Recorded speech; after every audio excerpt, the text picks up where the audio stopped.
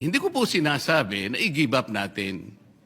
I am only trying to reinforce the argument na hindi at imposible nating gawin sapagkat atin yung teritoryo pero sa tubig hindi po natin pwedeng itagos yung mga baselines dahil magkakasala tayo at lalabag po tayo sa UNCLOS mismo.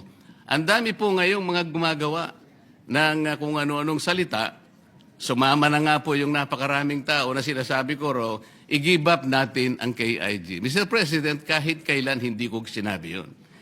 Teritoryo po yun, land features po yun, hindi sakop po ng arbitral tribunal. Ang sinasakop lang po ng tribunal, yung tubig po, kaya lang magkaintindihan tayo. Hindi ko sinasabing hindi atin yon. Teritoryo na natin yon dahil occupied na po natin yon. Ngunit ang pinag-uusapan lang po, yung tubig nila, hindi natin pwedeng i-connect doon sa ating exclusive economic zone. Kasalanan po yun. Mali po yun. Kaya yung nagsasabi po na, ayun po, dahil ina-advocate ko rin po na i-give up natin. Saan naman po kayo nakakita ng ganun, Mr. President? Ang dami pang AIs ngayon. Nabanggit na rin po kanina. Senador po kami daw. Kami po ay mga traidor. Paano po bang magiging traidor ang isang tao? Nililinaw lang po ang basihan na sinasabi natin kung gusto nating magkaroon ng West Philippine Sea o di makiusap tayo. Bawalan tayo.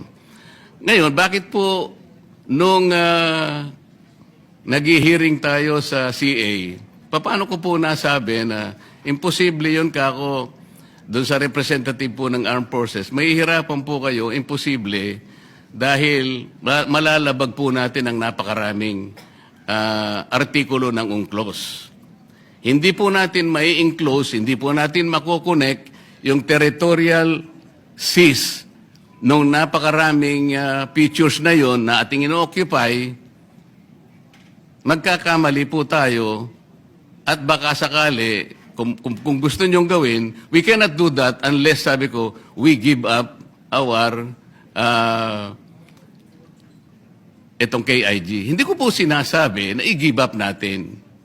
I am only trying to reinforce the argument na hindi at imposible nating gawin sapagkat atin yung teritoryo pero sa tubig hindi po natin pwedeng itagos yung mga baselines dahil magkakasala tayo at lalabag po tayo sa UNCLOS mismo. Ang dami po ngayong mga gumagawa ng kung ano-anong salita.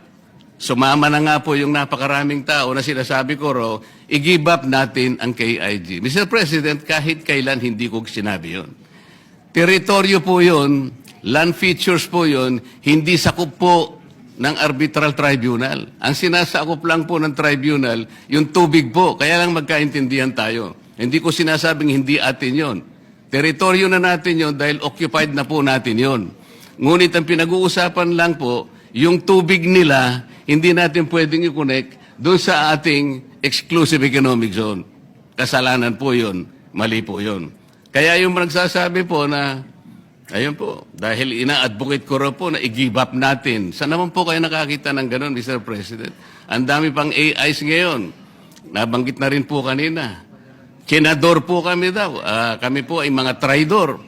Paano po bang magiging traidor ang isang tao? Nililinaw lang po ang basihan na sinasabi natin kung gusto nating magkaroon ng West Philippine Sea o di makiusap tayo.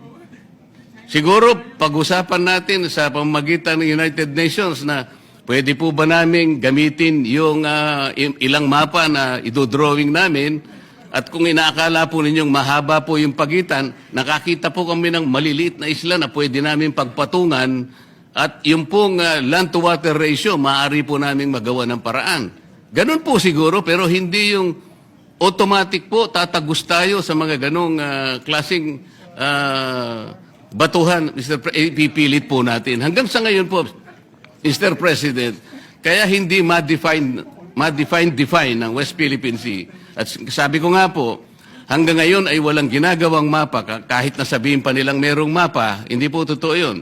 Mr. President, kahit ngayon pwede po ninyong konsultahin yung tinatawag nilang DOALOS, Mr. President. Ito po yung Division for Ocean Affairs and the Law of the Sea na nasa opisina ng United Nations. Wala pong nasasubmit ang NAMRIA. 14 years ago, inorderan na po silang mag-submit. Bakit hindi po sila makapag-submit? Dahil sa hirap nga po nito. Hindi po pwedeng i-connect, Mr. President. Yun lamang po. Kaya, wag po nilang ipipilit na ako po ay traidor o kaya pro-China. Hindi po. Mr. President, naghahanap lang po tayo ng katarungan at katwiran dito.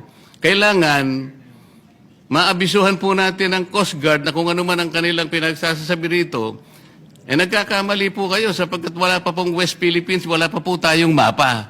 Ang West Philippine Sea, nagkakaintindihan po tayo, gusto nating gawin, gusto nating i-drawing, pero pagsikapan po natin kung paano natin talaga i-drawing sa harap ng napakaraming legal impediments na nakaharap sa atin.